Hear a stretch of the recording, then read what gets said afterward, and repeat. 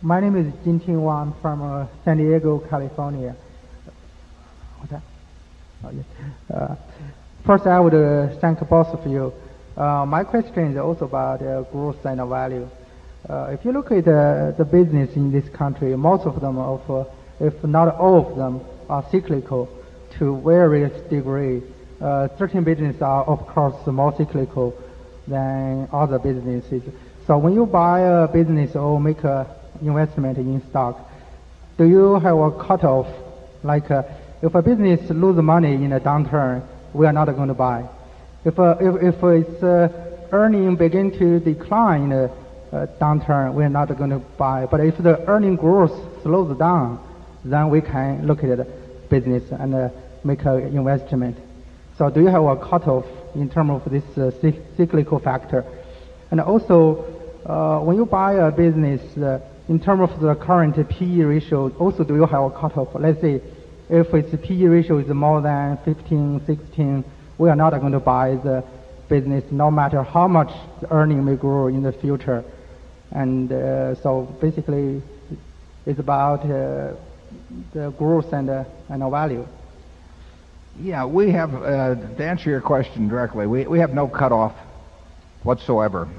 We don't think in terms of absolutes that way because, again, we are trying to think of how many birds are in the bush. And sometimes the number that are currently being shown could be negative.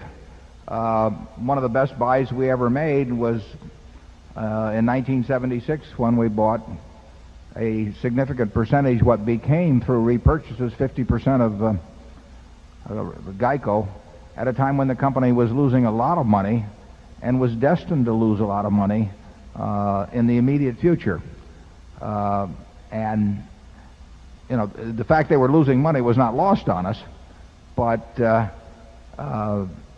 we thought we saw a future there that was significantly different than the current situation. So it would not bother us in the least to buy into a business that currently was losing money for some reason that we understood and where we thought that the future was going to be significantly different. Similarly, if a business is making some money, there's no PE ratio that we have in mind as being a cutoff point at all. There are businesses, I mean, you could have some business making a sliver of money on which you would pay a very, very high PE ratio. But it's basically, we look at all of these as businesses.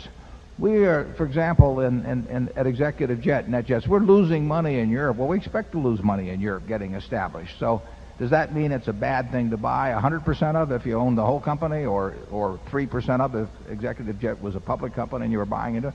No, I mean, there are all kinds of decisions that involve the future looking different in some important way than the present. Most of our decisions relate to things where we expect the future not to change much. But you get this, well, American Express was a good example. And when we bought it in 1964, a fellow named Tino DeAngelis had caused them incredible trouble. You know, it was one of those decisions that looked for a time as if it could break the company. So we knew if you had been charging for what Tino had stolen from the company against the income account that year or the legal costs that were going to be attached to it, you were looking at a significant loss.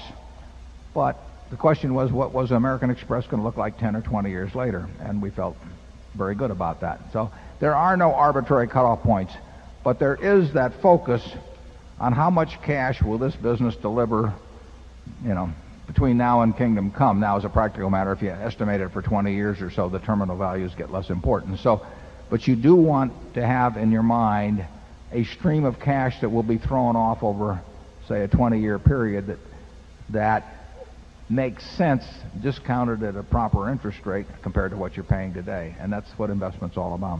Charlie? Yeah, the answer is almost the exact reverse of what you were pointing toward.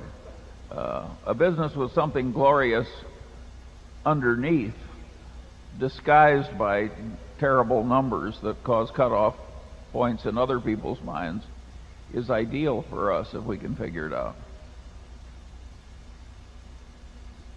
Yeah, we've had a couple of those in our history that have made us a lot of money. I mean, we don't want to wish anybody ill, but Oh, I wouldn't go that far. okay, well, Charlie.